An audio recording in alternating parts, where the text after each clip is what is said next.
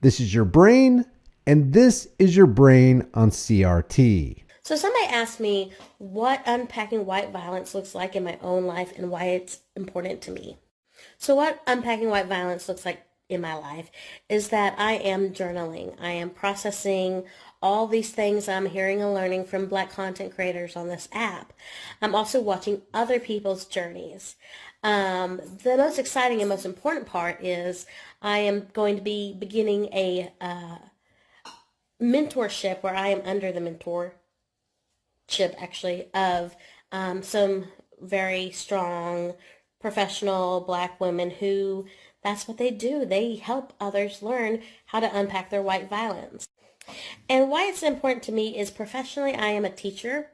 I'm going back to work in the fall, and I want to be the best person and teacher that I can be. And I know change begins within first. But for me, in order for me to grow and nurture these young scholars who might be Black and brown, I have to unpack that white violence or I'm going to cause damage. And I want to be a good role model for my children. I want to lead by example. Can I prevent my children from becoming assholes? No. But hopefully one day they can look at me and say, you know, Mom did X, Y, and Z right. And, you know, maybe we can follow suit. But yeah, so that's how I'm unpacking it and why it's important to me. Welcome back to the High Impact Flicks channel. Stay tuned because we got more coming up for you.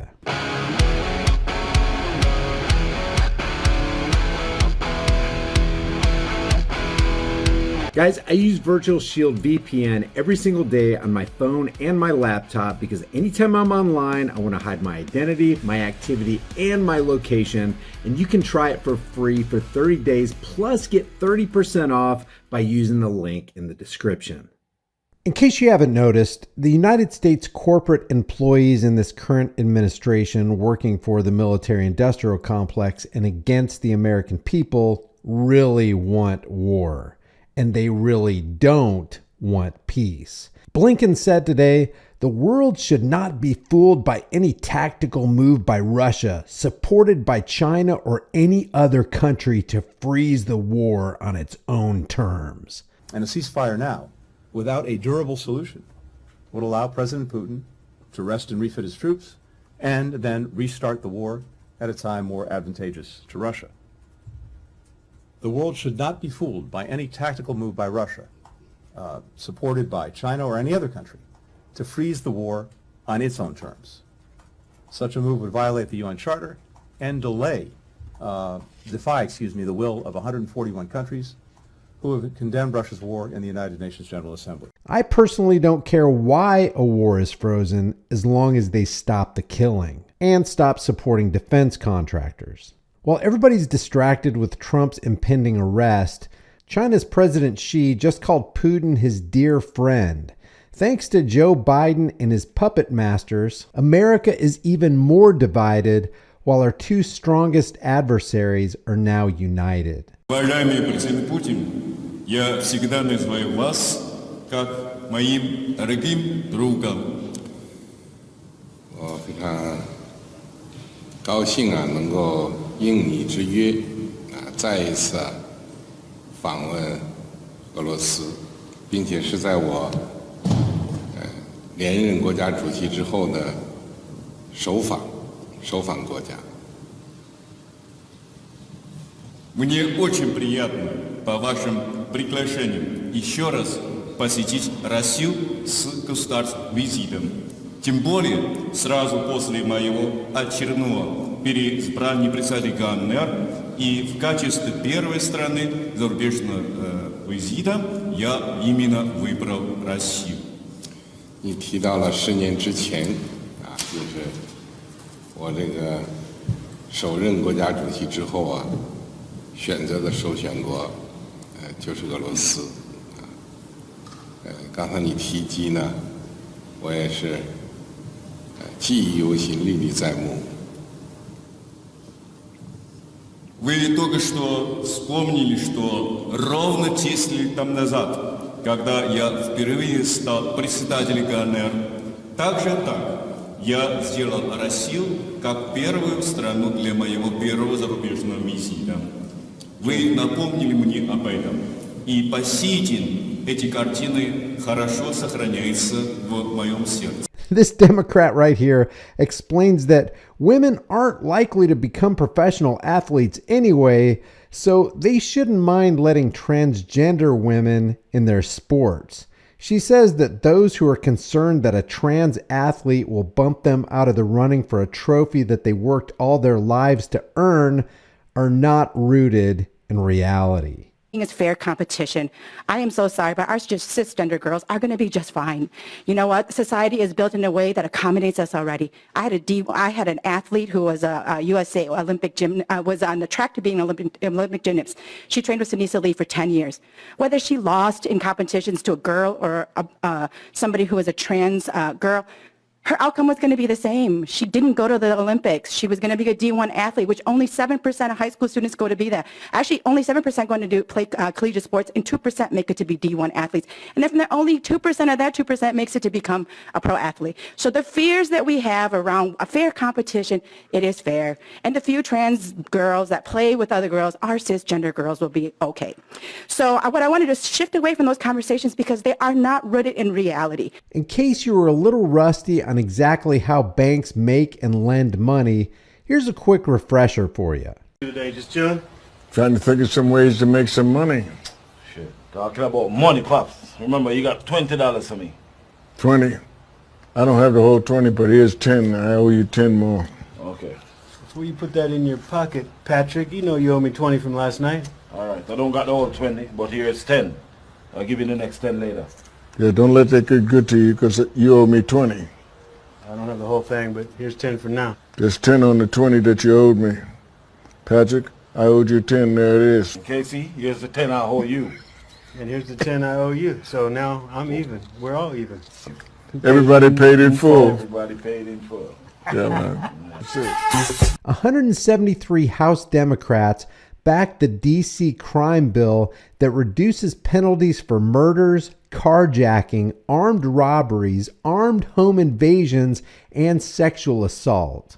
That's today's Democrat Party. Here's Corinne Jean-Pierre to reiterate that. I did talk to the team, and we have a couple of things that I just want to lay out for all of you and on what the DC bill does. It reduces maximum penalties for offenses like murders and other homicides, armed home invasion burglaries, armed carjackings, as I mentioned, armed robberies, unlawful gun possession, and some sexual assault offenses. Representative Thomas Massey says that disbarred attorney Michael Cohen is the least credible witness he's ever questioned during his time on the House Oversight Committee. Cohen admits that as Donald Trump's attorney, he took unsolicited actions and offered legal advice without concern for underlying legality. Mr. Cohen, can you just clarify, did you say that at times you would do what you thought Mr. Trump wanted you to do, not specifically what he told you to do? At times, yes. So you just went on your intuition? I don't know if I would call it intuition as much as I would just say my knowledge of what he wanted, because it happened before, and I knew what he had wanted. Does a lawyer have a duty to provide his client with good legal advice? Yes. Were you a good lawyer to Mr. Trump? I believe so. When you arranged a payment to Ms. Clifford, you say in your testimony, I'm going to quote from your testimony, that you did so, quote, without bothering to consider whether that was improper, much less whether it was the right thing to do. You said that, unquote. That's your testimony today. You said you didn't even consider whether it was legal. How could you give your client legal advice when you're not even considering whether it's legal? I did what I knew Mr. Trump wanted. This conversation with Mr. Trump started. I didn't ask whether you're a good fixer. I asked whether you were a good lawyer. Sometimes you have to melt both together. I needed to, at that time, ensure and protect Mr. Trump. And if I put which I'm clearly suffering the penalty of, I clearly erred on the side of wrong. So you feel like without bothering to consider whether it was proper, much less whether it was the right thing to do, by ignoring any conscience, if you have one, that you were protecting Mr. Trump. I'm sorry, sir. I don't understand. You feel that was how to protect, as his lawyer, you feel that you did a good job. You said you were a good lawyer, right? That's Is that correct. being a good lawyer? To not even consider whether it's legal or not? I didn't work for the campaign. I was working and I was trying to protect say Mr. anything Trump. about a campaign. I said sat Mr. with Trump. Mr. Trump, and this goes back all the way to 2011. This wasn't the first scenario with Ms. Daniels. Let's go back then. So my point is, this was an ongoing situation. It didn't just start in Right. October. Sir, I wanna please, go you have back. to let me finish. Well, It didn't start in October. let me it ask you started specifically many on that. years earlier. when were you disbarred? Yesterday, from what I read in the paper. Yesterday. When should you have been disbarred, based on the legal counsel you were giving your client?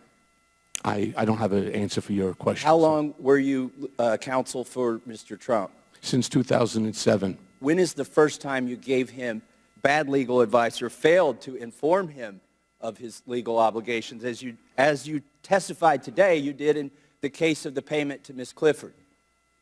When was the first time you did that? Would that qualify for disbarment? I don't know, sir. I'm not the Bar Association. I think you should consult with them maybe occasionally on some of these things. Well, there's no point now. I lost my law license. Has anybody else promised to pay Mr. Davis for representing you? No. Nobody has. No. Are you offering? Question, quickly. July, you said, and this is also in your testimony, in the days before the Democratic Convention, you became privy to a conversation that some of Hillary Clinton's emails would be leaked. Is that correct? Correct. Okay. Was that you said late July? Do you know the exact day? I believe it was either the 18th or the 19th, and I would guess that it would be on the 19th. But it was definitely July. I believe so, yes. Do you know that was public knowledge in June? This was Mr. Assange, and I'd like to submit this, unanimous consent to submit this for the record. Without objection, so Mr. Assange reported to the media on June 12th that those emails would be leaked. So I'm not saying you have fake news, I'm saying you have old news, and there's really not much to that. I would like to yield the remainder of my time to Mr. Higgins. Thanks for watching this video. Check out our store where we have over 110 designs, some brand new ones that you can put on any shirt, hoodie, mug, cell phone case, hat, whatever you want. Your purchase helps support more content on this channel. If you haven't done so already, subscribe to this channel, hit the bell notification icon, give it a thumbs up, share it with everybody you know, and don't forget to subscribe to my email list through my website, highimpactflix.com. Until next time, remember, freedom has a price.